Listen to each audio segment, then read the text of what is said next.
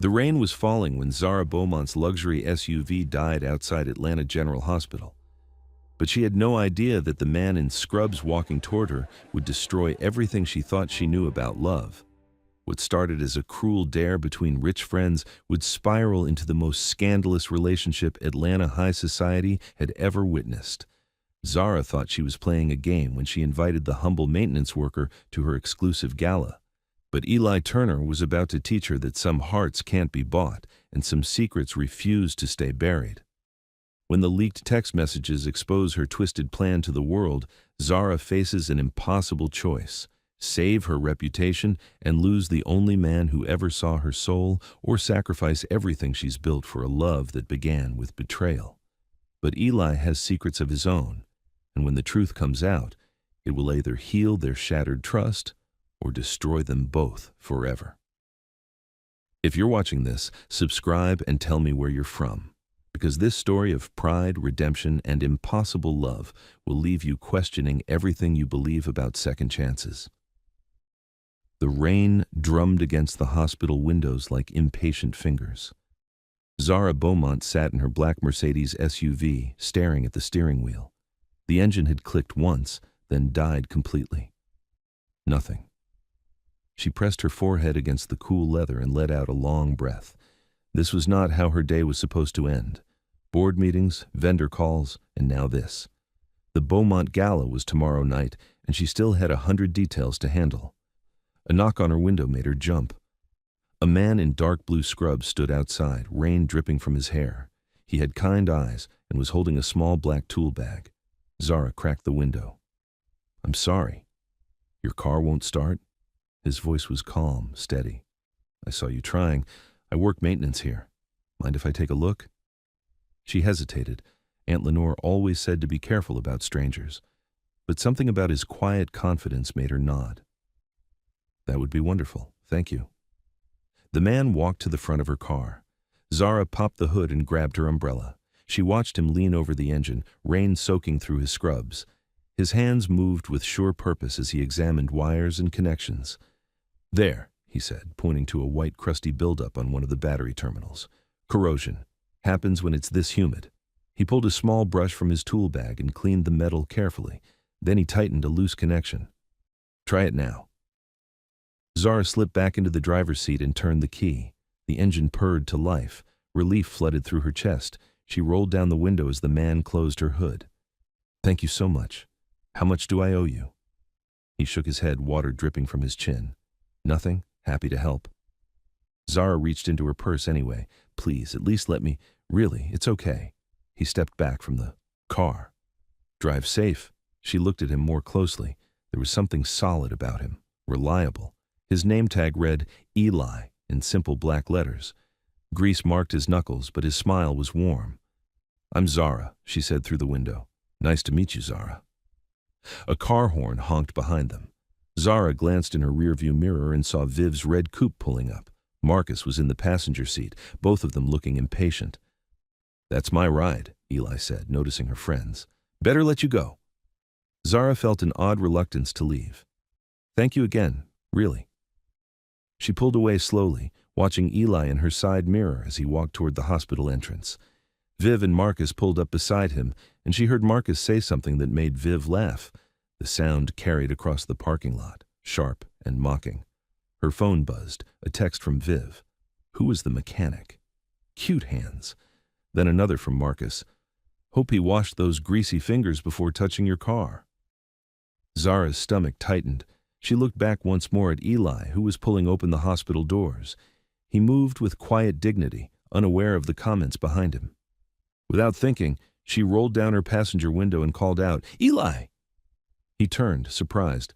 "The Beaumont Gala is tomorrow night, at our flagship hotel downtown. Would you like to come, as my guest, to thank you for your help?"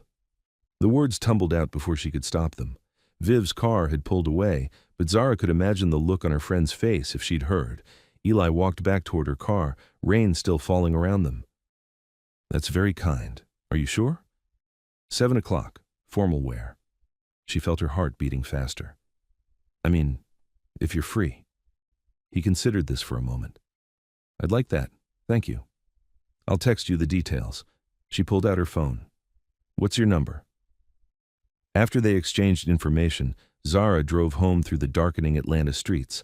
Her phone sat silent on the passenger seat, but she found herself thinking about Eli's steady hands and the way he'd refused her money. That night, she lay in bed staring at her phone.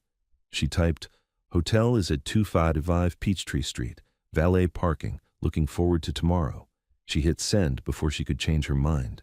His reply came a few minutes later. "Thank you again. See you at 7. Simple, direct, no drama." Zara set her phone on the nightstand and pulled her covers up to her chin. Tomorrow would be interesting. Eli Turner stood in front of the bathroom mirror, adjusting his bow tie for the third time. It kept coming out crooked. "You're overthinking it," Maya called from the kitchen. His younger sister was making coffee, getting ready for her nursing school clinical rotation. "I don't do bow ties," Eli called back. "Give me a wrench or a power drill any day." Maya appeared in the doorway, still in her scrubs from the night shift. "Let me see." She reached up and straightened the tie with quick, practiced fingers. "There, you clean up nice, big brother." Eli looked at himself in the small mirror. The rental tux fit well enough. His shoes were old but polished. He'd even trimmed his beard. "I still can't believe you're going to this thing," Maya said, leaning against the doorframe. "Some fancy hotel party?" "She was stranded in the rain. I helped her out. Now she's returning the favor." "Uh-huh." Maya raised an eyebrow. "What's she like?" Eli thought about Zara's quick smile when her car started. The way she'd genuinely tried to pay him. Nice. Real, I think. "Rich girls can be complicated, Eli. Just don't let anyone make you feel small, okay? You're worth 10 of those people." He kissed his sister's forehead. "Thanks, Maya. Get some sleep." "Text me if you need an escape plan," she called as he headed for the door. Eli's father had left a voicemail earlier. "Hope you have fun tonight, son. Your mother would be proud. See you Sunday for dinner." The rideshare dropped him off in front of the Beaumont Hotel at 6:45. The building stretched up into the evening sky, all glass and elegant stone. Photographers waited near the entrance, snapping pictures of arriving guests. Eli straightened his shoulders and walked toward the doors. The doorman, an older black man with silver hair, greeted him warmly. "Good evening, sir. Welcome to the Beaumont." "Thank you." Eli felt some of his nerves settle. "I'm meeting someone inside." "Of course. Elevator bank is straight ahead. The ballroom is on the 3rd floor." The lobby was all marble and soft lighting. Eli had worked in buildings like this, but always through the service entrances. Tonight felt different. He belonged here, at least for a few hours. The elevator doors opened on the 3rd floor to reveal a woman with perfectly styled blonde hair and a bright smile that didn't quite reach her eyes. "You must be Eli." She extended a manicured hand. "I'm Vivian March. Viv. Zara's told me so much about you." Her handshake was firm but brief. She looked him over quickly, the way someone might examine a car they were thinking of buying. "Nice to meet you," Eli said. A man approached from behind Viv. Tall, sharp suit, confident smile. "Marcus Hale," he said, gripping Eli's hand just a little too tight. "So you're the hero from the parking lot." "Just happened to be there," Eli replied evenly. Marcus chuckled. "Right place, right time. Lucky for Zara." Before Eli could respond, he heard a familiar voice. "Eli." He turned to see Zara approaching across the elegant hallway. She wore a deep blue gown that made her skin glow. Her hair was swept up, showing the graceful line of her neck. She was beautiful, but more than that, she looked genuinely happy to see him. "You made it," she said, taking his hands briefly. "You look wonderful." "Thank you, so do you." "Shall we?" She gestured toward the ballroom entrance. As they walked together, Eli noticed an older woman watching them. She had Zara's same elegant carriage and sharp eyes. "My Aunt Lenore," Zara murmured. "She helps run the company." Lenore approached with measured steps. "You must be our guest this evening." Her voice was polite but cool. "Eli Turner. Thank you for having me." "Of course." Her smile was practiced. "Zara, remember to mingle. The Andersons are here, and the Mitchell Foundation board." "I will, Aunt Lenore." The ballroom doors opened, and Eli caught his breath. The room sparkled with crystal chandeliers and hundreds of candles. Round tables covered in white linens filled the space. A jazz quartet played softly near a small dance floor. The whole scene felt like something from a movie. "It's beautiful," he said. Zara looked around the room as if seeing it fresh through his eyes. "My father used to say the most important thing was making people feel welcome. I hope we're doing that tonight." They found their table near the front of the room. The other guests were polite but distant. Eli caught fragments of conversation about vacation homes and stock portfolios. He listened more than he spoke, watching Zara navigate the social currents with practiced ease. During the appetizer course, the lights flickered. "Probably just a surge," someone said with a nervous laugh. The lights flickered again, longer this time. Then the room plunged into darkness. Emergency lighting kicked in, casting everything in an eerie green glow. Murmurs of concern rippled through the crowd. "Ladies and gentlemen," the MC's voice crackled over the microphone, "we're experiencing a brief technical difficulty. Please remain seated while we resolve this." Eli stood up. He could hear the nervous energy building in the room. In the dim light, he saw hotel staff moving quickly but quietly toward the exits. "Zara," he said, leaning close to her ear, "do you trust me?" She looked up at him, her face barely visible in the emergency lighting. "Yes." "I need to check something. Back in a few minutes." He made his way toward a service door he'd noticed earlier. In the corridor beyond, he found 2 hotel engineers with flashlights, looking frustrated. "Excuse me," Eli said. "I'm maintenance at Atlanta General. Mind if I take a look?" One of the engineers, a woman about his age, nodded gratefully. "Main panel's down this way. We've got partial power, but something's tripping the main feed." They led him to the electrical room. Eli studied the panel by flashlight. Several breakers had tripped, but that was just the symptom. He traced the lines with his eyes, looking for the real problem. "Here," he said, pointing to a connection box near the main feed. "This line's loose. See the heat damage around the connection? It's arcing." Working together, they killed the main power, tightened the loose connection, and reset the system. Power flowed back through the building like water filling a pool. "That should hold," Eli said, checking their work one more. "Time." "Thank you," the female engineer said. "I'm Sarah, by the way. Been fighting this for 20 minutes. Eli, happy to help. When he returned to the ballroom, the chandeliers blazed with full light. The jazz quartet had resumed playing. Conversations had returned to normal. Zara stood as he approached their table. "Thank you," she said quietly. "For what?" "Whatever you did back there." Aunt Lenore appeared beside them. "The staff said you helped restore the power. Just pitched in. Your people had it handled." Lenore started to say something about the hotel's gratitude, but Zara interrupted gently. It was Eli. He fixed it. A server passing with a tray of wine paused. "Sir, you're the one who got our lights back?" Eli nodded. "Thank you. This Gala supports the Children's Hospital. Would have been a shame to lose it." As the server moved on, Zara touched Eli's arm. "Dance with me." The floor was filling with couples as the quartet played a slow waltz. Eli took Zara's hand and led her into the gentle rhythm. "I should warn you," he said as they moved together. "I learned to dance from YouTube videos." She laughed, a real laugh that lit up her whole face. "You're doing fine." They danced in comfortable silence for a moment, then Zara said, "I hate these things, actually. All these people watching, judging. Ever since my father's funeral was so public, I've had trouble with crowds. But you look so natural at it." "Years of practice. What about you? Do you like big gatherings?" Eli glanced around the room. "I prefer machine rooms to ballrooms. Quieter. Less politics. Tell me about your family." "My sister Maya is in nursing school. Works harder than anyone I know. My dad's retired from the post office. Good man. Raised us on his own after our mom passed." "I'm sorry about your mother." "Thank you. She would have liked you, I think." Zara smiled. "My father used to know every person who worked in our hotels by name. Kitchen staff, housekeeping, maintenance. He said they were the heart of the business." "Smart man." "He was. I try to remember that, but sometimes the business side takes over." The dance ended, but they stayed close for a moment longer than necessary. "Eli," Zara said, "I'm glad you came tonight." "So am I." As they walked back to their table, a server approached Eli. "Sir? I just wanted to say thank you again. My daughter's having surgery at the Children's Hospital next month. This fundraiser really matters.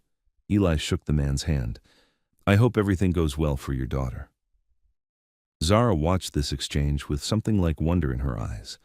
The evening continued with dinner and speeches. Zara introduced Eli to donors and board members, but not as a novelty. She spoke about him with genuine respect. He found himself relaxing, even enjoying some of the conversations. During dessert, Viv leaned over from the next table. Having fun? She asked with a bright smile. Very much, Eli replied. Good. She pulled out her phone. Let me get a picture of you two. So cute. As she snapped the photo, Eli heard her murmur to the person beside her, Wait until you see what I found in Zara's texts from yesterday. A cold feeling settled in Eli's stomach, but Zara was thanking the chef who had come out to greet their table. She missed Viv's comment entirely. The gala wound down around 10 o'clock. Eli found Zara near the coat check. Thank you, he said. This was really nice. Thank you for coming, and for saving our event. They stood there for a moment, neither quite ready to say goodbye. I have an early shift tomorrow, Eli finally said. I should head home. Of course, can I call you? I'd like that. He squeezed her hand gently, then walked toward the exit. Behind him, he heard Viv's laugh carry across the lobby, high and sharp. Something about that laugh made him glance back. Viv was showing her phone to Marcus, both of them grinning. Eli pushed through the hotel doors into the cool night air.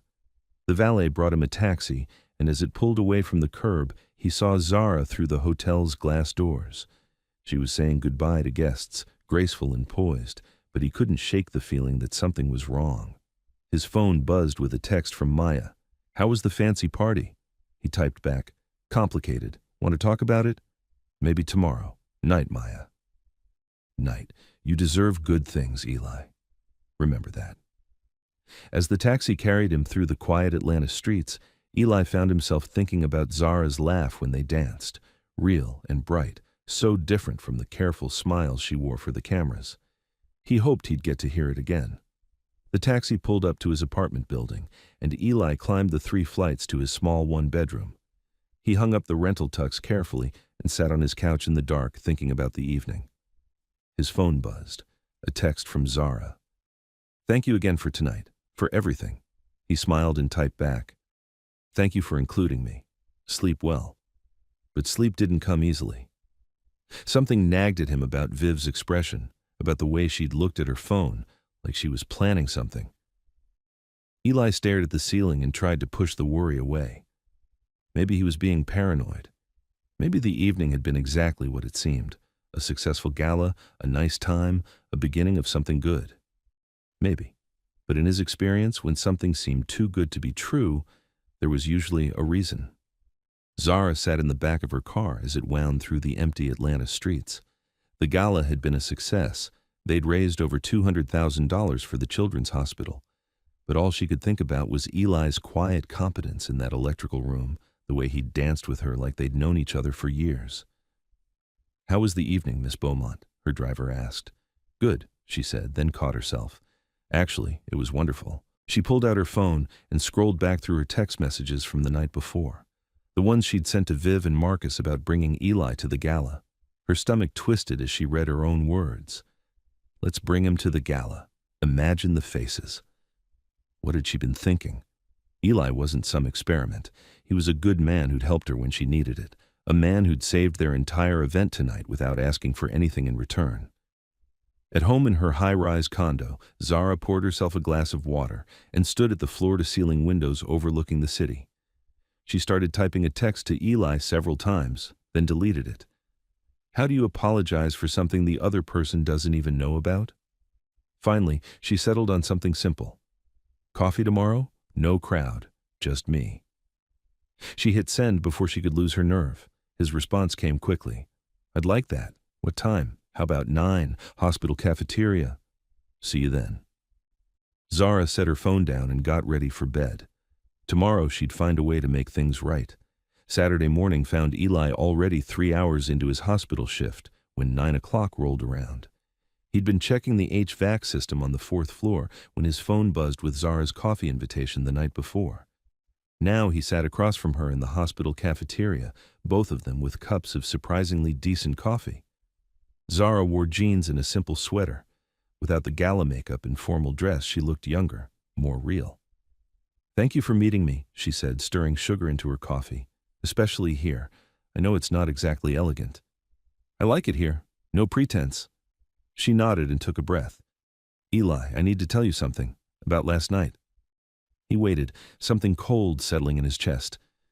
"When I invited you to the gala, it wasn't just to thank you for fixing my car." She met his eyes directly.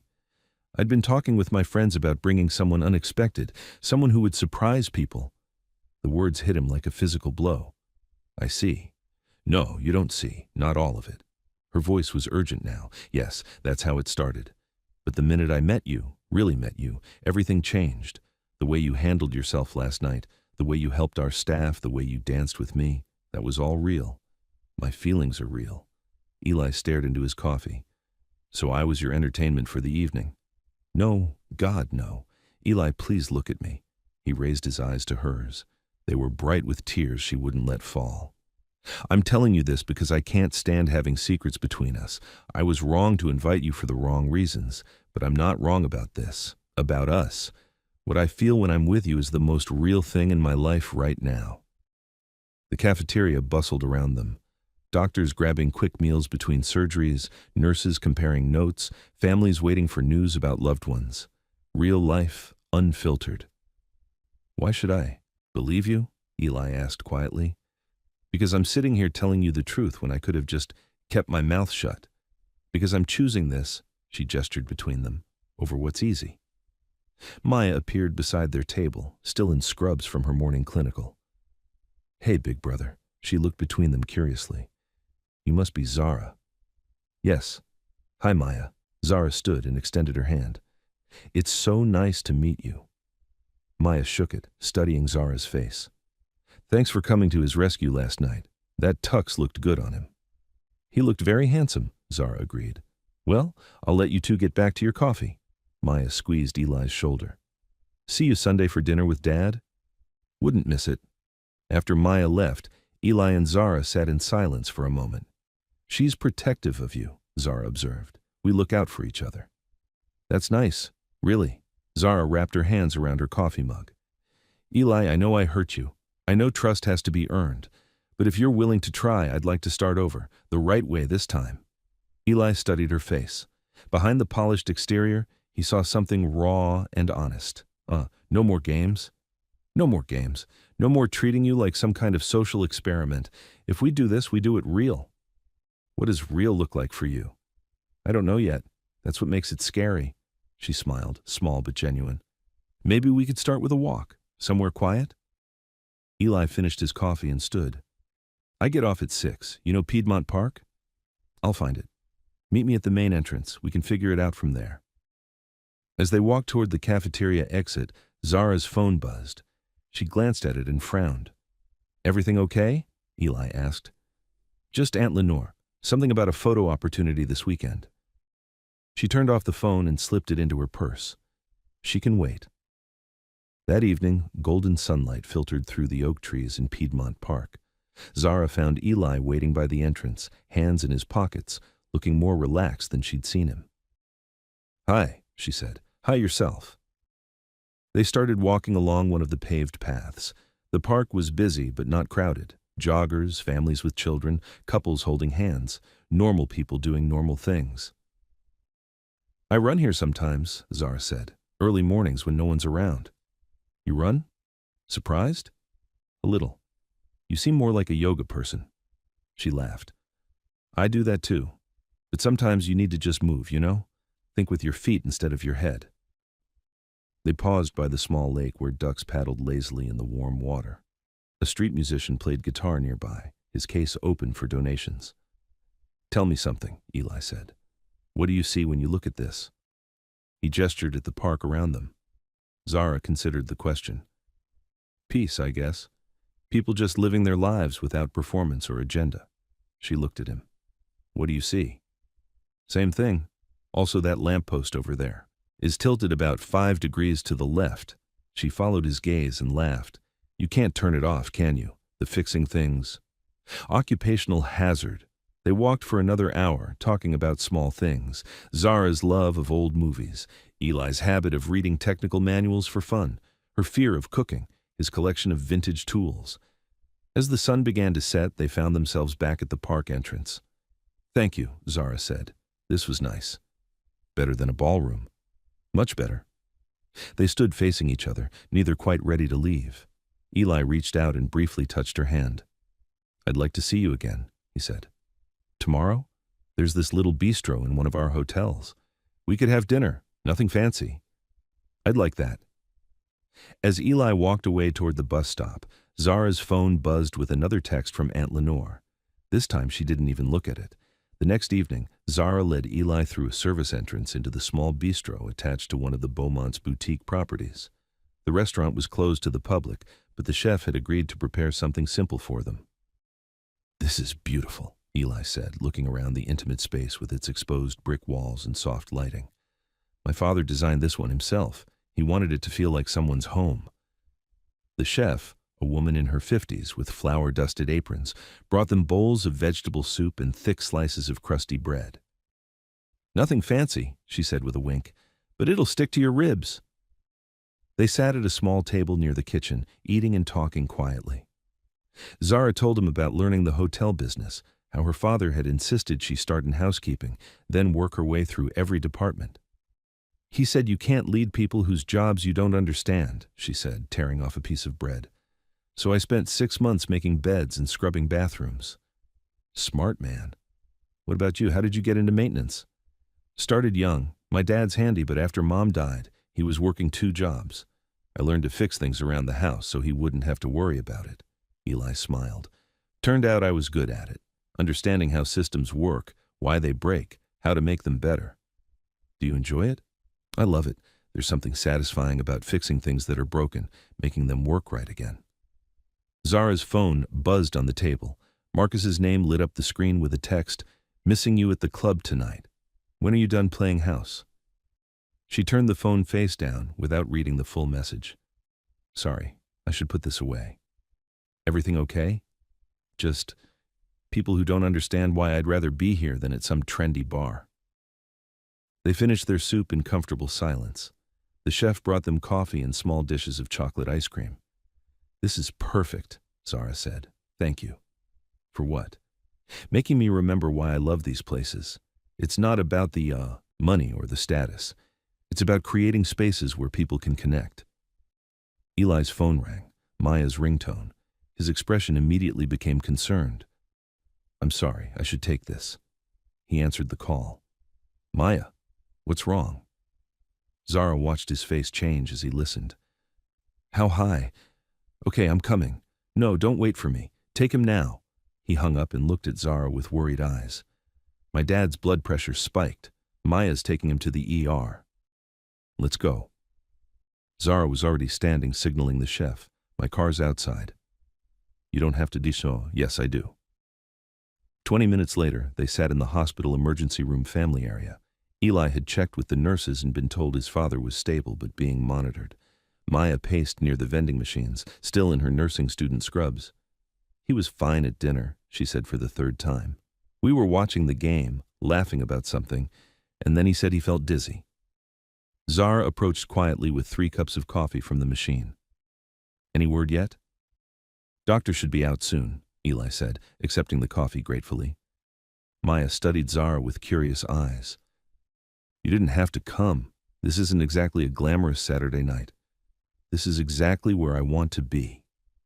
When Aunt Lenore called again, Zara sent it straight to voicemail. "Someone's trying to reach you," Maya observed. "No one important." Dr. Patel emerged from the treatment area around 11 o'clock.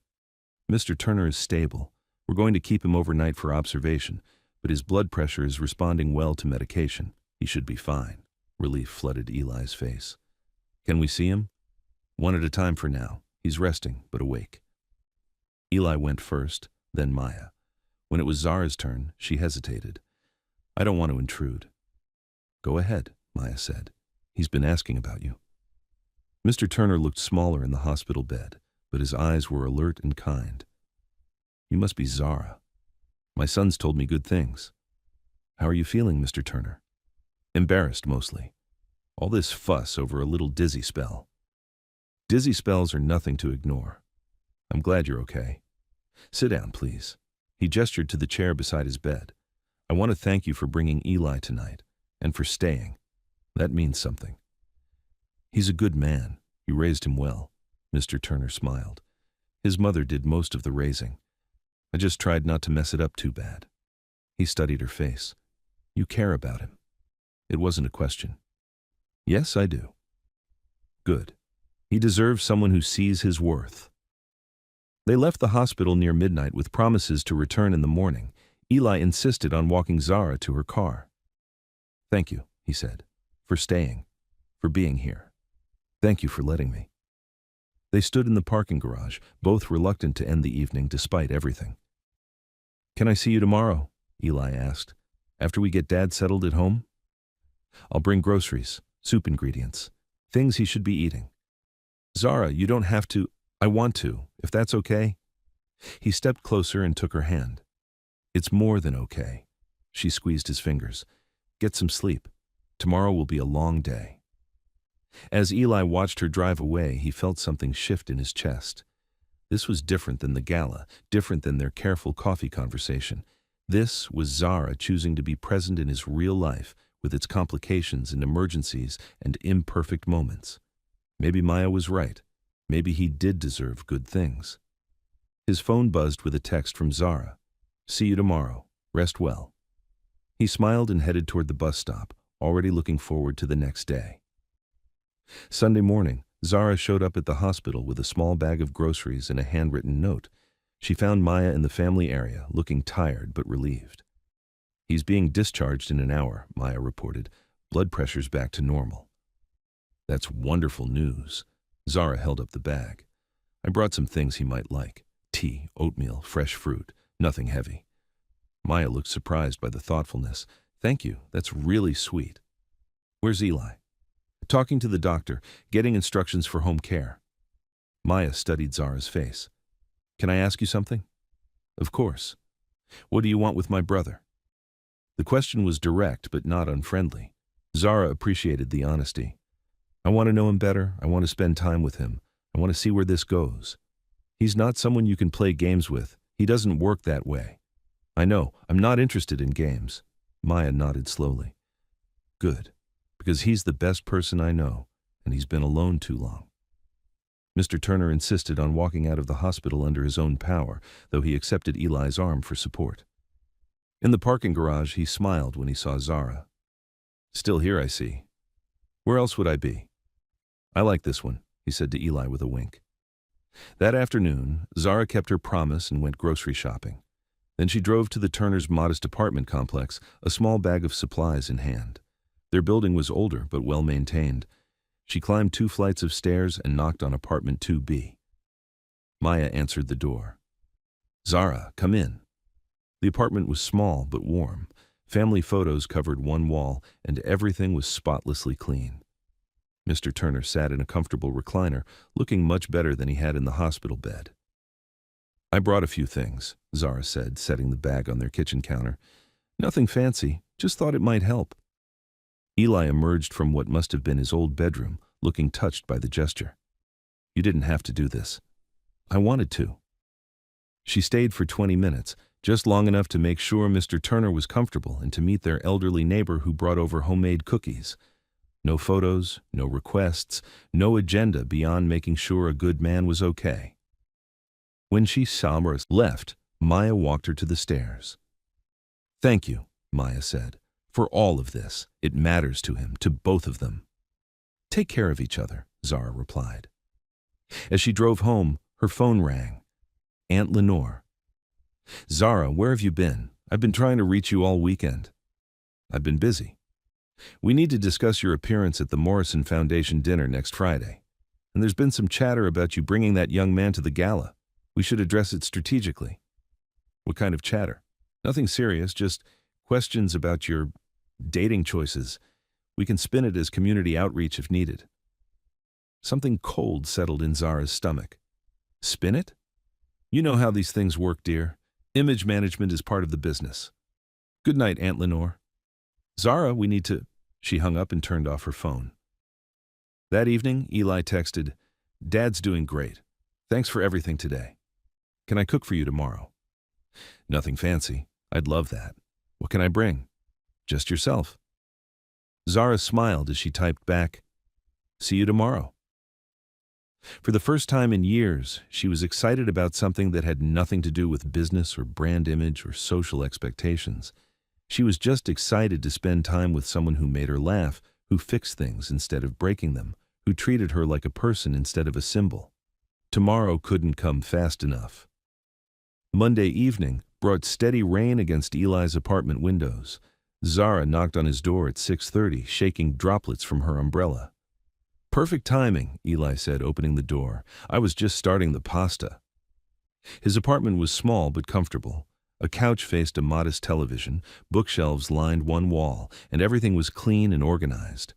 The kitchen was barely big enough for 2 people, but somehow they made it work. What can I do? Zara asked, rolling up her sleeves. Can you chop that parsley? Small pieces. She watched him work, the easy confidence with which he moved around the tiny space, the way he tasted the simple tomato sauce and adjusted the seasoning. This was different from watching professional chefs work. This was someone cooking for pleasure, for the person he cared about. My culinary skills are pretty limited, she admitted, carefully chopping the herbs. I can make coffee and order takeout. Nothing wrong with takeout, but there's something nice about making food with your hands. They ate at his small table by the window, listening to the rain. The pasta was simple but perfect, just garlic, tomatoes, and olive oil. The conversation flowed easily between them. Tell me about your worst maintenance call, Zara said. Eli laughed. Last month someone called about a gas leak in their apartment. Turned out their teenager had been lighting scented candles and hiding the smell of other activities. Oh no. The mom was mortified. The kid was grounded for a month. I just fixed a loose connection on their exhaust fan and pretended I'd found a small leak. That was kind of you. Everyone deserves a little grace sometimes. Zara studied his face in the soft lamplight. You really believe that, don't you? Don't you? She thought about all the times she'd been quick to judge, quick to dismiss people who didn't fit into her world. I'm trying to. After dinner, they moved to his couch.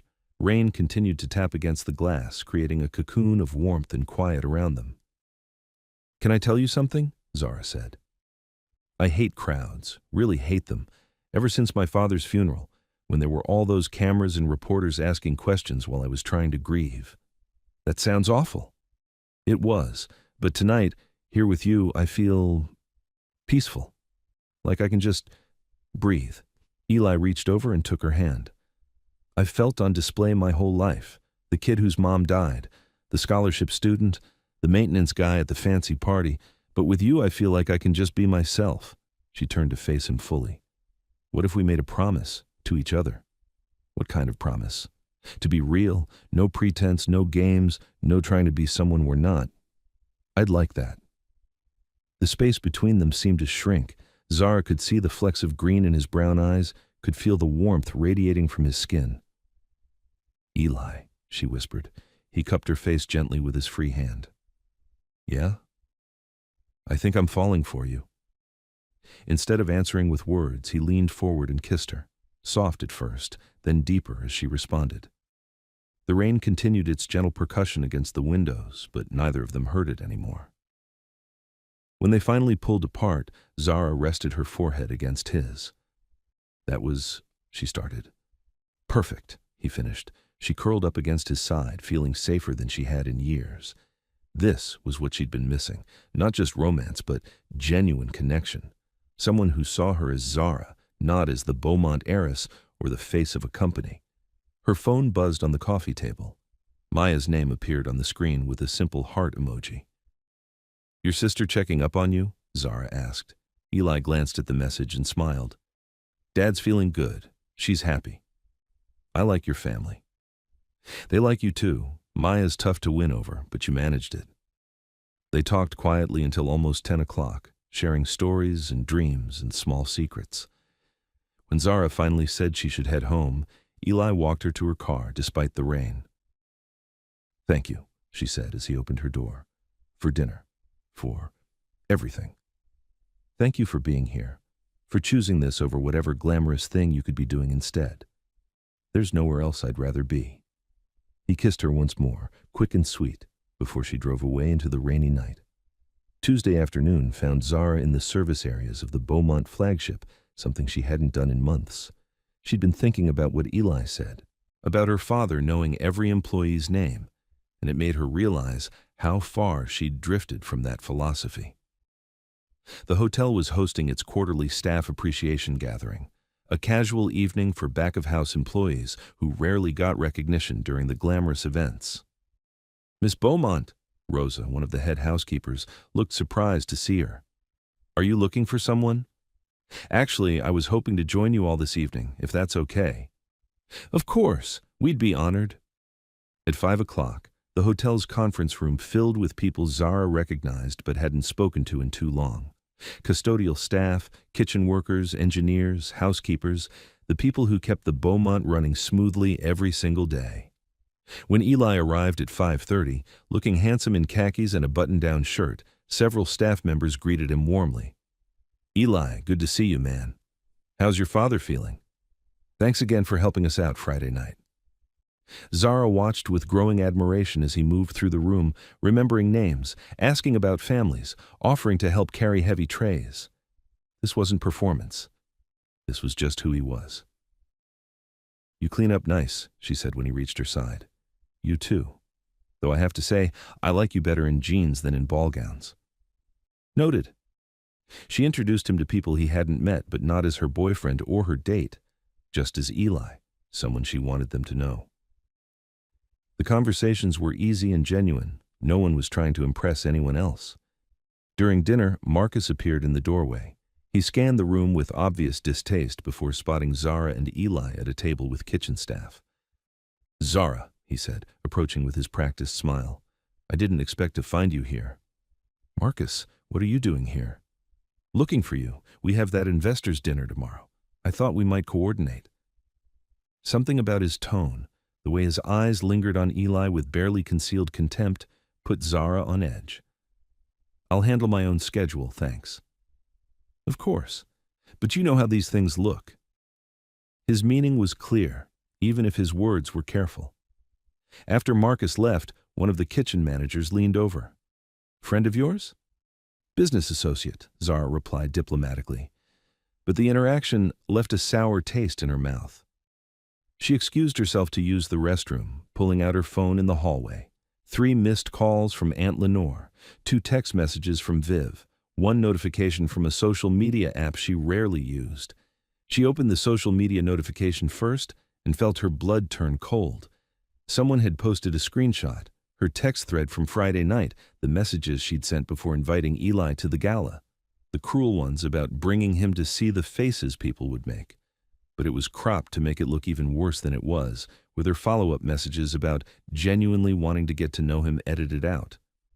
The caption read, Rich. Girl brings working man to charity event as entertainment. How progressive. The post had dozens of likes and comments, most of them ugly. Zara's hands shook as she scrolled through the responses, people calling her everything from elitist to worse, others defending her, but not many. She knew exactly who had leaked this. Viv had been showing her phone to people at the gala, taking screenshots. This had her fingerprints all over it. Zara closed the app and steadied herself against the wall. She had to tell Eli. He deserved to know before he heard it from someone else. But when she returned to the conference room, he was helping clear tables, laughing at something one of the maintenance staff had said. He looked happy, content. Her phone buzzed with a text from Viv. Saw the post going around. So sorry, you know how these things happen. The fake concern made Zara's stomach turn. Another text, this one from Aunt Lenore. We need to discuss damage control. Call me immediately. Zara turned off her phone and slipped it into her purse. She had 2 choices. Tell Eli now and ruin this perfect evening, or wait until tomorrow and hope he didn't see it first. She chose poorly. Ready to head out? She asked when Eli finished stacking chairs. Sure, this was great. Thank you for including me. They walked toward the parking garage together. Several staff members called out goodbyes, thanking them both for coming. They really like you, Eli observed. They're good people. I should spend more time with them. Your father would be proud. In the garage, Eli's phone chimed with a notification. He glanced at it absently, then stopped walking. His expression changed completely as he read whatever was on his screen. The warmth drained from his face, replaced by something cold and hurt. Eli? Zara's voice was small. He looked up at her and she saw in his eyes that he'd seen it. The screenshot, the comments, all of it.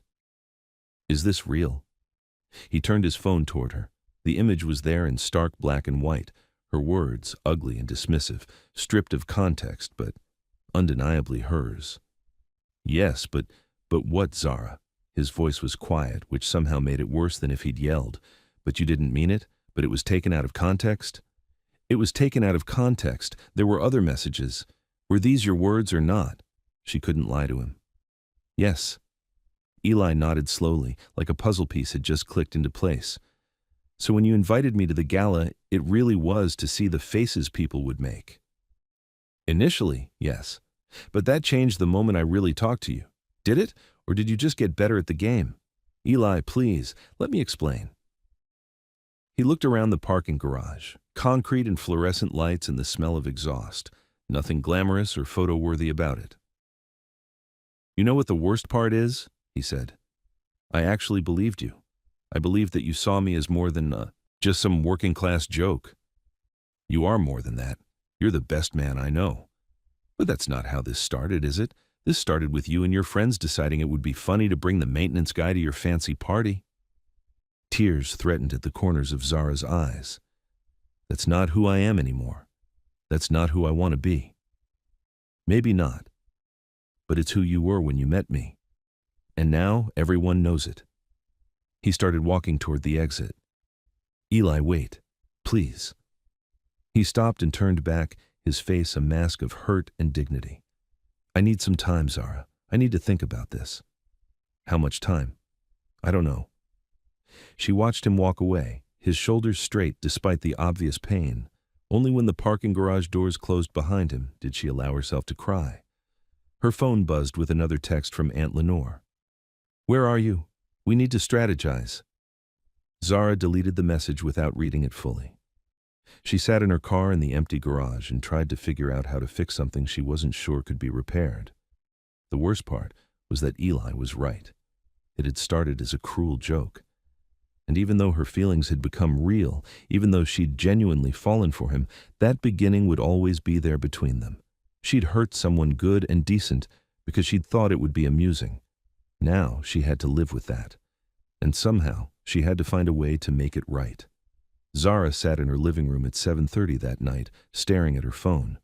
She turned it back on to find 17 missed calls from Aunt Lenore, 12 texts from various friends offering damage control advice, and 3 voicemails from reporters asking for comment. But nothing from Eli. The doorbell rang. Through the peephole, she saw Aunt Lenore and Marcus standing in the hallway, both looking grim. We need to talk, Lenore said the moment Zara opened the door. They settled in her living room, Marcus immediately pulling out his tablet to show her analytics. The story's spreading, he said without preamble. Mostly on social media, but it's getting picked up by gossip blogs. We need to get ahead of this. How? Zara asked wearily. Simple. We position you as a champion of working-class values. Eli becomes your ambassador for the hotel's community outreach program.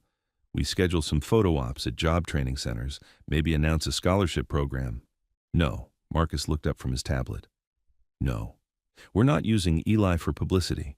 That's exactly what got us into this mess. Aunt Lenore leaned forward. Zara, I understand you care about this young man, but you have responsibilities to the company, to our employees, to our investors. Your personal life affects all of that. So what are you suggesting? Distance yourself, quietly. Let the relationship fade from public view. In 6 months, this will all be forgotten. Zara stood up and walked to her windows, looking out at the city lights. And Eli? What about him? He'll understand, Marcus said. These things happen. Different worlds, different expectations. Something sharp and hot flared in Zara's chest. Get out. Excuse me? Marcus blinked. Both of you, get out of my apartment.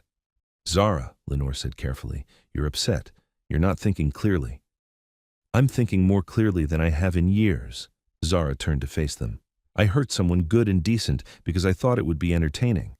I'm not going to compound that by using him as a prop for our brand recovery. Then what exactly do you plan to do? Marcus's voice carried an edge of irritation. I'm going to tell the truth, all of it. I'm going to admit I was wrong, publicly. And I'm going to step away from any business opportunities that depend on my relationship status. Marcus laughed, but there was no humor in it. You'll tank your own career over this guy. If that's what it takes, Lenore stood slowly. I hope you reconsider. But if this is truly your decision, we'll support you. After they left, Zara poured herself a glass of water and sat back down. Her reflection in the dark windows looked small and uncertain. Her phone buzzed, a text from Viv. Heard about the drama? Want to grab drinks and talk strategy? We can spin this. Zara blocked the number without responding. Then she opened her notes app and began typing. If she was going to tell the truth, she needed to find the right words. Wednesday morning, Zara stood in front of 40 potential donors at a breakfast meeting in the Beaumont's private dining room. These were the people who funded the hospital wing, the scholarship programs, the community initiatives, people who expected her to be polished, strategic, perfect. Thank you all for coming, she began, her prepared remarks sitting untouched on the podium. I asked for this meeting because I need to share something with you, something that affects my role representing Beaumont hospitality. The room was completely silent. Many of you have seen the social media posts about my recent behavior, about how I invited someone to our gala as a form of entertainment. The word tasted bitter. Those posts are real. I did write those messages. I did treat another human being as a curiosity for my amusement. A few people shifted uncomfortably in their seats. I'm not here to make excuses or ask for forgiveness. I'm here to tell you that I was wrong, completely, inexcusably wrong, and I'm stepping down from the ambassador role we discussed for the youth mentorship program. Margaret Chen, who ran the largest foundation in the room, raised her hand slightly. Zara, everyone makes mistakes. This wasn't a mistake, Mrs. Chen. This was a character failing, and I won't ask this community to trust me with their young people until I've proven I've learned from it. The questions that followed were gentle but pointed. How would this affect other programs? What was her plan? For making amends? Would there be policy changes at Beaumont?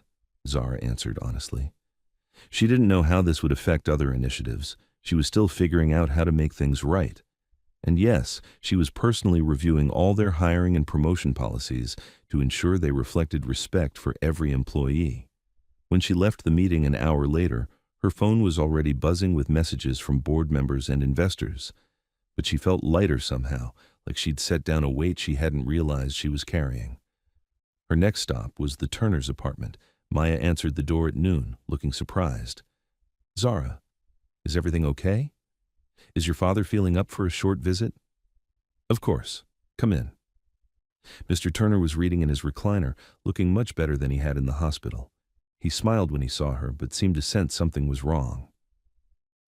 How are you feeling? Zara asked, taking a seat on their small couch. Much better. Doctor says my blood pressure's back to normal. That's wonderful. Zara took a breath. Mr. Turner, I need to tell you something. About how Eli and I met. About why I invited him to the gala. She told them everything. The original cruel text messages, the social media leak, the hurt in Eli's eyes when he'd seen the screenshots. She didn't try to justify or minimize her actions. Maya listened with her arms crossed, her expression growing colder by the minute. Mr. Turner's face remained carefully neutral until Zara finished. So you're saying, Maya said slowly, that you invited my brother to your fancy party because you thought it would be funny to watch rich people react to the maintenance guy? Yes. Initially, yes. And now you're here because you feel guilty? I'm here because I owe you an apology. All of you. Eli is one of the best people I've ever met, and I treated him like a joke. I'm sorry. Mr. Turner studied her face for a long moment. What do you want from us? Nothing. I just wanted you to hear this from me instead of reading it somewhere else. Maya stood up and walked to the kitchen, returning with a glass of water that she set down hard enough to slosh. You hurt him, she said simply. really hurt him. Do you understand that? Yes. He's been alone for 3 years. 3 years since his last relationship ended badly. He'd finally opened up to someone. And you, I know. Mr. Turner held up a hand to quiet Maya. The question is, what are you going to do about it? Zara looked between them. I don't know if there's anything I can do. He won't talk to me. And maybe that's what I deserve. Maybe, Maya said coldly. But my brother has always believed people can change. That's probably why he fell for you in the first place. There was something almost like hope in her voice, buried under the anger. I brought groceries, Zara said quietly, gesturing to the bag she'd left by the door. And a letter for Eli. If you think, he might want to read it someday. She pulled an envelope from her purse. Her handwriting on the front simply said, Eli. I'll make sure he gets it, Mr. Turner said gently, but I can't promise when he'll be ready. I understand. Zara left feeling both better and worse. Better because she'd told the truth. Worse because she could see exactly how much damage she'd done. As she walked down the apartment building's front steps, she noticed a small crack in the sidewalk where she'd seen Eli stumble slightly on Sunday. Without thinking much about it, she made a mental note to have it fixed. But then she stopped. Having her people fix it would just be another grand gesture, another way of trying to buy her way out of trouble. What would Eli do? That evening, Zara stood outside her building's maintenance office, feeling awkward in her business clothes. Can I help you? The super asked, looking puzzled to see one of the penthouse residents downstairs. There's a crack in the sidewalk outside. Nothing major, but someone could trip. Do you have patch compound I could borrow? He stared at her for a moment. You want to fix it yourself? If that's okay. 20 minutes later, Zara knelt on the concrete in her good pants, mixing patch compound the way the super had shown her. Her technique was clumsy, and she got more of the mixture on her clothes than on the crack, but she kept working. Why are you doing this? Asked Mrs. Rodriguez, an elderly neighbor who'd stopped to watch. Zara sat back on her heels, wiping her hands on an old rag. Someone taught me that fixing things yourself matters more than paying other people to do it. Smart person. Yes, he was. When she finished, the patch job was far from professional, but the crack was filled. Zara cleaned up her tools and went upstairs to shower off the concrete dust. Before bed, she wrote a simple note. I'm learning to mend. Z. She left it on the building's front stoop, held down by a small stone. Maybe Eli would see it if he ever came by, maybe not. But she'd done something with her own hands, something real and useful instead of performative. It was a start. Thursday dragged by in a blur of meetings and phone calls. The social media storm was starting to die down, but Zara could feel people watching her differently, wondering if she was really the person they thought she was. At 5:30, she was walking out of the Beaumont flagship when she nearly collided with someone on the sidewalk. Eli. He stood there in his work clothes, looking tired and uncertain. For a moment, neither of them spoke. I got your letter, he said finally. Oh. And I saw the note, about learning to mend. Zara glanced down at the sidewalk where she'd done her amateur concrete work. It's not very good. It's honest work. That matters. They stood there as evening foot traffic flowed around them. Eli's face was unreadable, but he hadn't walked away yet. I heard about what you did yesterday, he said, at the donors meeting. How did you? Maya has friends who work catering. Word travels fast in the service industry. I should have done it sooner. Yes, you should have. His voice was gentle but firm. But you did it. Hope flickered in Zara's chest, fragile as a candle flame. Eli, I know I hurt you. I know saying sorry doesn't fix that, but I need you to know that everything I felt, everything we shared, that was real. I believe you. You do? The person who came to the hospital that night, who brought groceries to my family, who knelt down in her good clothes to fix a crack in the sidewalk, that person couldn't fake all that. Zara felt tears threatening again. I was so scared you'd never forgive me. I'm still scared, Eli admitted. Scared that this is just the beginning, that there will be other times when you have to choose between me and your world. Then let me prove it to you. Let me show you that I choose you, not just when it's easy, but when it costs me something. Eli studied her face in the soft evening light. What does that look like? I don't know yet, but I know I want to figure it out. With you, if you'll let me. A small smile tugged at the corner of his mouth. My dad likes you. What about Maya? Maya thinks you're an idiot, but she also thinks you might be worth the risk. And you? What do you think? Eli stepped closer and took her hand. I think I'm still falling for you, against my better judgment. I love your better judgment. It's what makes you who you are.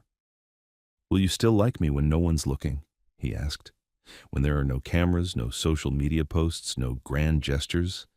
When it's just Tuesday night and I'm fixing a broken faucet? Zara squeezed his fingers. That's when I like you most. He leaned down and kissed her then, right there on the busy sidewalk. Not because anyone was watching, but because no one was. When they pulled apart, he said, I have Sunday dinner with my family every week, real low-key. Pork chops and green beans, board games afterward. Are you inviting me? If you want to come, I'd love to. They walked toward the parking garage together, hands linked. The city buzzed around them, but for the first time in days, Zara felt peaceful. There's going to be another gala next month, she said as they reached her car, for the Literacy Foundation, smaller than the hospital one, but still formal.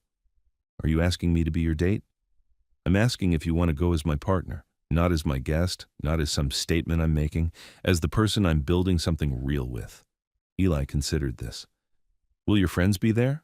Marcus and Viv? Marcus might be. Viv is no longer part of my life. Good. She seems toxic. Very?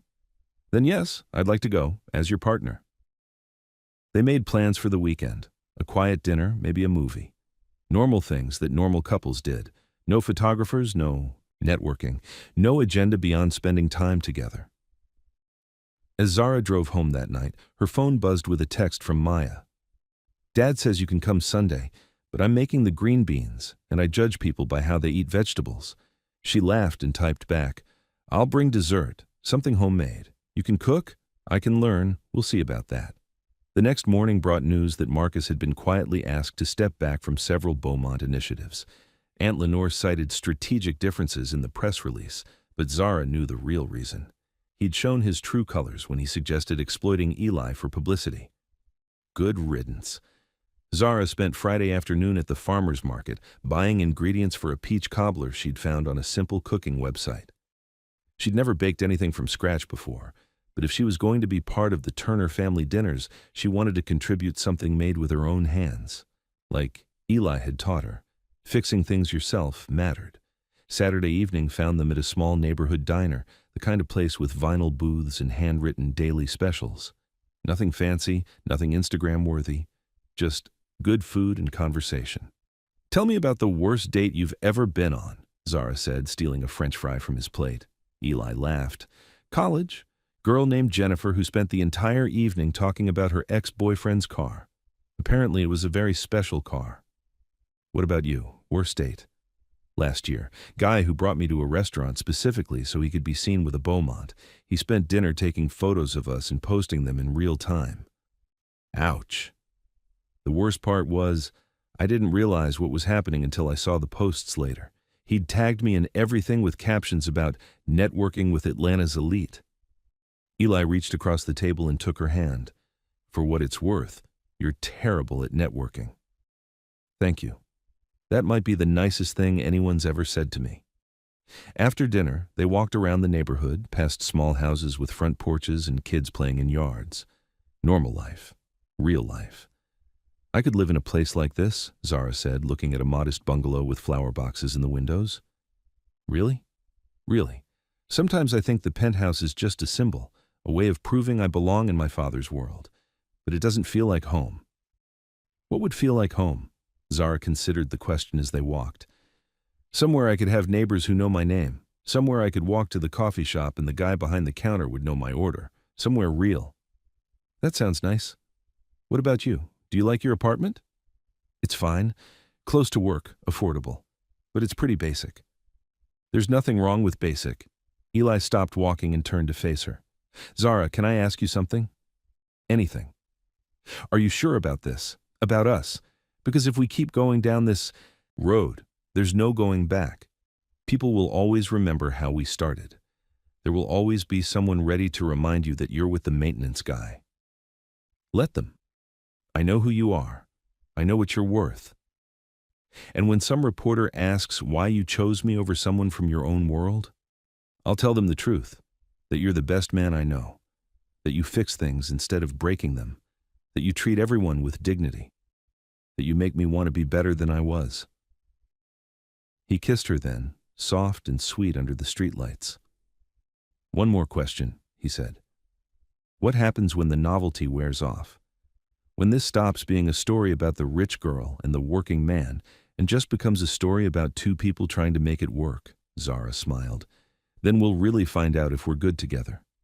I hope we are. Me too. They walked back to her car hand in hand, both of them nervous and hopeful about what came next. They were still figuring out how to bridge their worlds, still learning how to trust each other completely. But they were doing it together, one honest conversation at a time. Sunday couldn't come fast enough. The Turner family dinner was exactly what Eli had promised. Pork chops, green beans, mashed potatoes, and easy conversation around a small dining table. Zara's peach cobbler had turned out reasonably well, despite a slightly burned crust. Maya pronounced it edible, which is more than I expected for a first try. Mr. Turner asked about her work, genuinely curious about the hotel business. Maya told stories from nursing school that made everyone laugh. Eli shared updates from the hospital maintenance department. No one treated Zara like a celebrity or a curiosity. She was just another person at their table, part of their family circle for the evening. After dinner, they played cards and watched an old movie. When Zara's phone rang with a call from a reporter, she declined it without a second thought. Important? Mr. Turner asked. Not as important as being here. Later, as Zara and Eli cleared dishes together in the small kitchen, Maya appeared beside them. Okay, she said to Zara. I like you, but if you hurt him again, I'll make your life very complicated. Deal, Zara replied, but I won't hurt him again. Good, because he's happy, really happy. I haven't seen him like this in years. As they prepared to leave, Mr. Turner pulled Zara aside. Thank you, he said quietly. For what? For seeing him. Really seeing him, for choosing to be here instead of wherever rich people go on Sunday nights. There's nowhere else I'd rather be. I can tell. That matters to him. To all of us. Eli walked her to her car in the cool evening air. The street was quiet, just the sound of wind in the oak trees and distant music from someone's radio. Thank you, Zara said, for letting me be part of this. Thank you for wanting to be part of it. Your family is wonderful. They like you too. Maya's approval is hard to earn. What about you? Zara asked, leaning against her car door. Do I have your approval? Instead of answering directly, Eli pulled her close and kissed her. This kiss was different from the others, deeper, more certain, a kiss that felt like a promise. I love you, he whispered against her lips. The words hit her like electricity. I love you too. They held each other in the quiet street, both of them a little amazed by how simple it was to say and how complex it felt to mean it. What happens now? Zara asked. Now we figure out what forever looks like. I'd like that. Me too. As Zara drove home through the city streets, her phone buzzed with texts from friends wanting to know her plans for the evening, invitations to exclusive parties, opportunities to be seen at the right places with the right people. She deleted them all without reading. She had everything she wanted right here, a man who loved her for who she was, not who she represented. A family that had welcomed her without condition, a chance to build something real and lasting. For the first time in her life, Zara felt like she was exactly where she belonged. The rest could wait. 2 weeks passed in a rhythm that felt both new and natural. Zara and Eli fell into the kind of routine that couples build without planning. Coffee before his morning shifts, quick dinners at neighborhood places, long walks that went nowhere in particular. No photographers followed them. No social media posts documented their dates. They were just two people figuring out how to be together. Zara learned to cook simple meals in Eli's tiny kitchen. Eli helped her hang pictures in her apartment, teaching her to use a level and find wall studs. They talked about everything and nothing. Childhood memories, work frustrations, dreams they'd never shared with anyone else. The media attention had mostly died down. There were still occasional snide comments on social media, but fewer people seemed interested in their story now that it wasn't scandalous anymore. Just a woman and a man who cared about each other, working to build something real. On Friday afternoon, Aunt Lenore stopped by Zara's office with an invitation. "The hotel staff is organizing a community dinner next week," she said, setting an elegant card on Zara's desk. "Nothing fancy. They're cooking for local families who use the food bank. They've asked if you and Eli would like to join them." Zara looked up, surprised. "They asked for both of us?" "Specifically both of you. Rosa mentioned that Eli helped them move some heavy equipment last week during his lunch break. They appreciate that kind of thing." "Of course we'll come." Lenore smiled, the first genuinely warm smile Zara had seen from her in weeks. "I'm proud of you, for how you've handled all this. Your father would be proud too." "Thank you, Aunt Lenore. That means everything to me." After Lenore left, Zara called Eli. "Community dinner?" he said when she explained the invitation. "Sounds perfect. No cameras, no press, just us helping serve food. The best kind of evening." That night they met for dinner at the small diner that had become their regular spot. Zara loved that the waitress knew their orders now, that they had a favorite booth, that everything felt comfortable and unforced. "I have something to tell you," Eli said over dessert. "Maya's been accepted into the accelerated nursing program at Emory. Full scholarship." "Eli, that's wonderful. She must be so excited." "She is, but there's more. The scholarship includes housing, so she'll be moving out of Dad's place, into the dorms." Zara set down her coffee cup. "How does your father feel about that?" "He's proud. But he's also going to be alone for the first time since Mom died.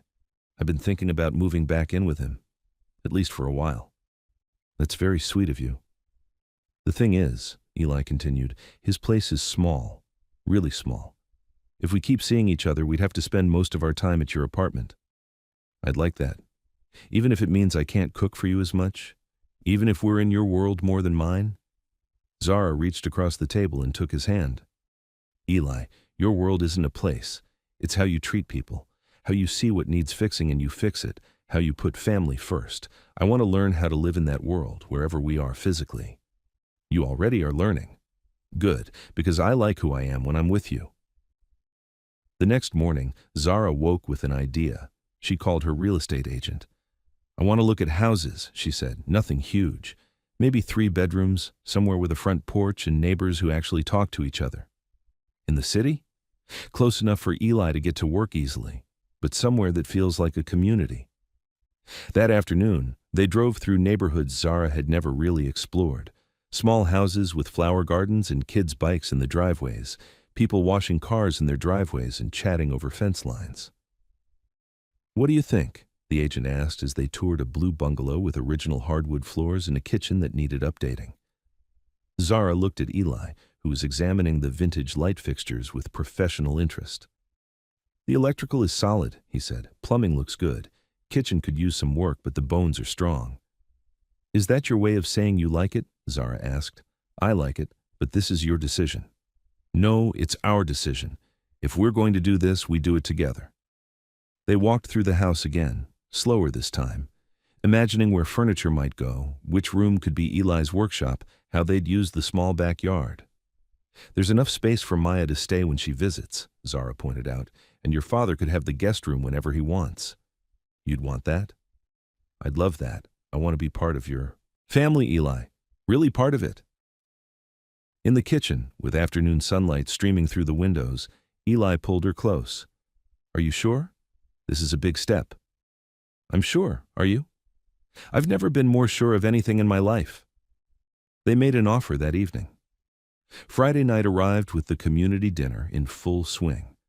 The Beaumont's main kitchen had been transformed into a volunteer workspace, with hotel staff working alongside community members to prepare meals for 300 families.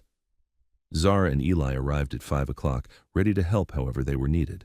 Rosa immediately put them to work, Eli helping carry heavy pots and Zara learning to portion servings onto plates.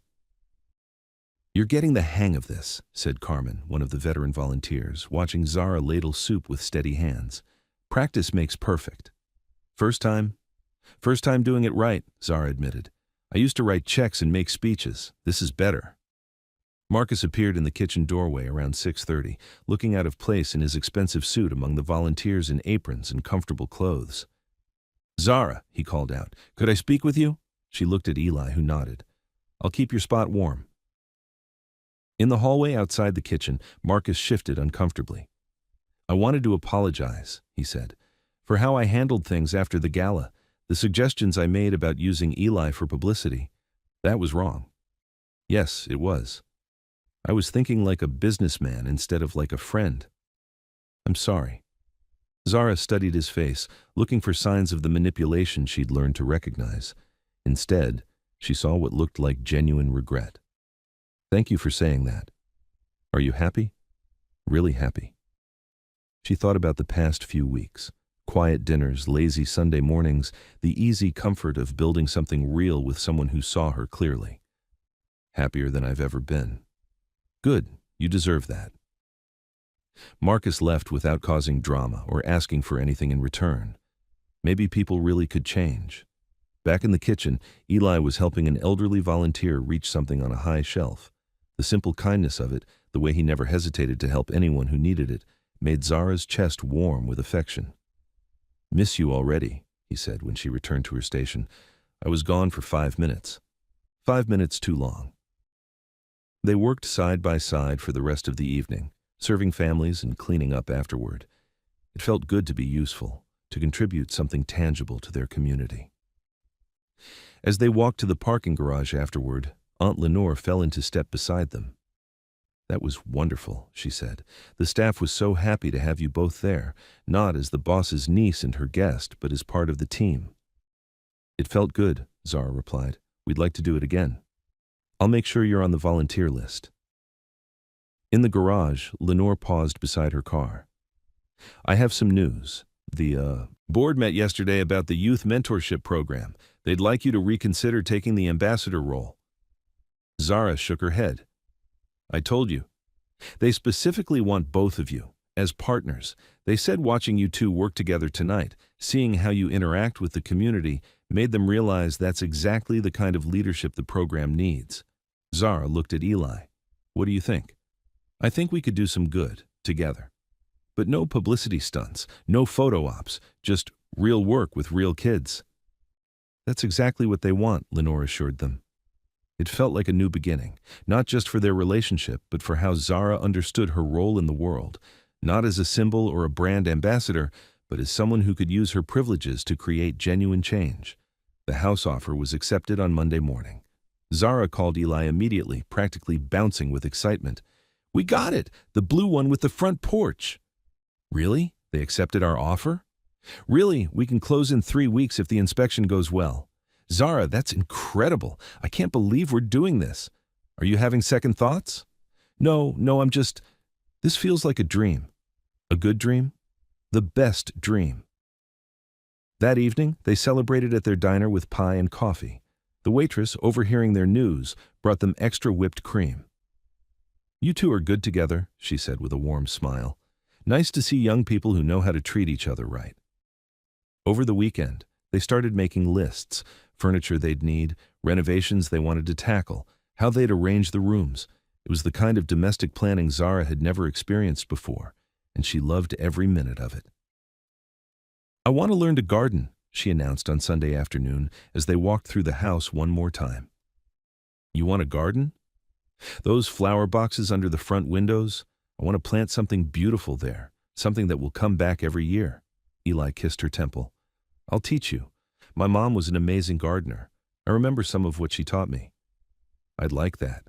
I'd like to learn everything you want to teach me." "That could take a while." "I hope so."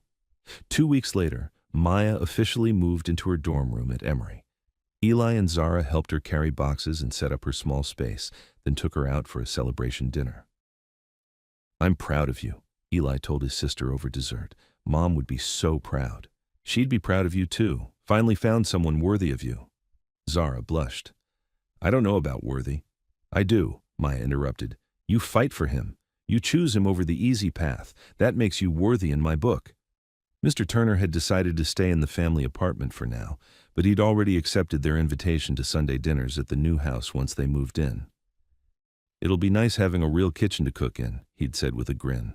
"That galley kitchen Eli's got now is barely big enough for one person, let alone three."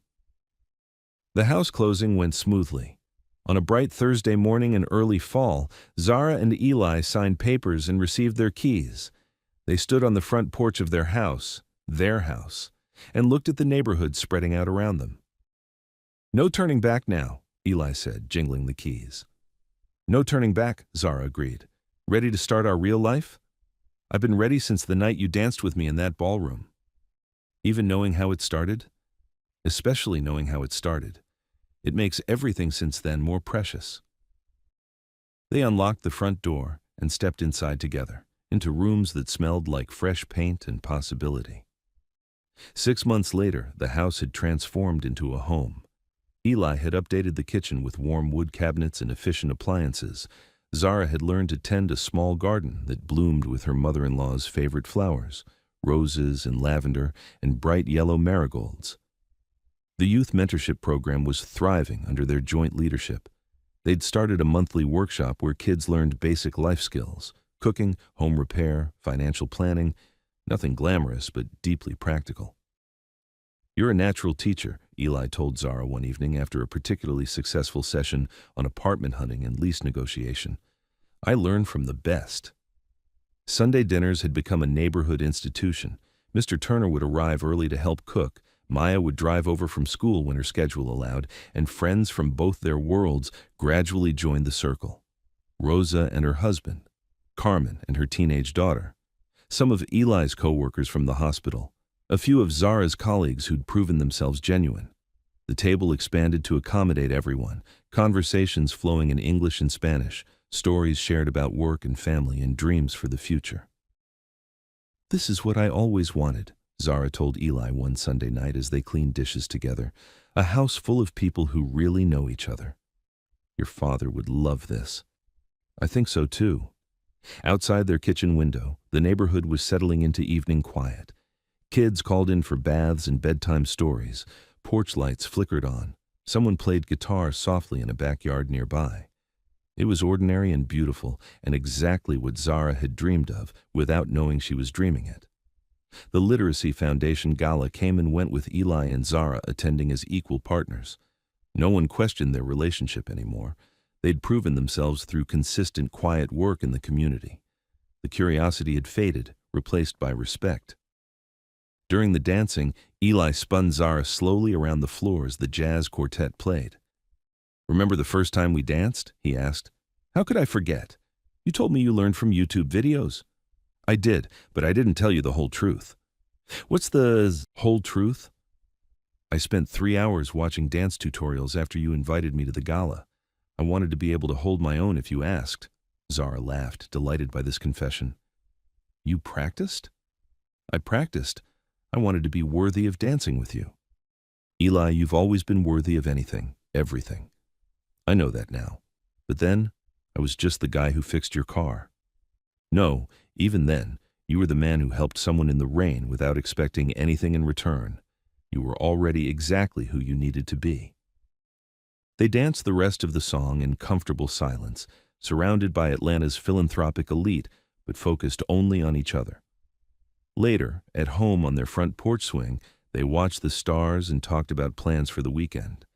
Small plans, real plans. "Maya's bringing her study group for dinner Saturday," Eli mentioned. "Hope that's okay." "Perfect. I'll make that lasagna your father taught me." "They'll love it, almost as much as they'll love you." "Think so?" "I know so." Zara curled up against Eli's side, listening to his steady heartbeat and the distant sound of night crickets. "Do you ever regret it?" she asked quietly. "Giving me a second chance after I hurt you?" "Never, not once. Even when people make comments about us being from different worlds." "What different worlds? We live in the same house, share the same bed, dream the same dreams. We're building the same life together. How much more same world can you get?" He was right. They'd bridged whatever gap had existed by choosing again and again to see each other clearly. To love each other honestly, to build something real together instead of trying to live up to other people's expectations. "I love you," Zara whispered into the darkness. "I love you too, always will." A year later, on a quiet Tuesday evening, Eli would propose with a simple ring and words from the heart. The wedding would be small, family and close friends in the backyard garden Zara had learned to tend.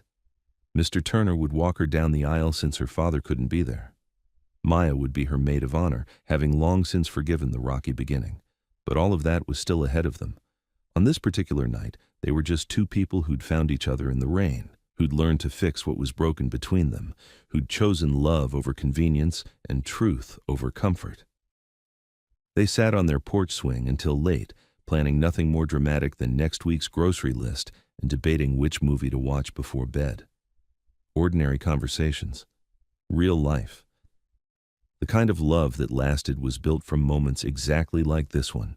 Quiet, honest, and glowing with the gentle light of two people who truly saw each other. As they finally headed inside, Zara paused to look back at their neighborhood. Porch lights twinkled like fallen stars. Tomorrow there would be work to do, problems to solve, lives to live. But tonight, everything was exactly as it should be. They'd found their way home. The end.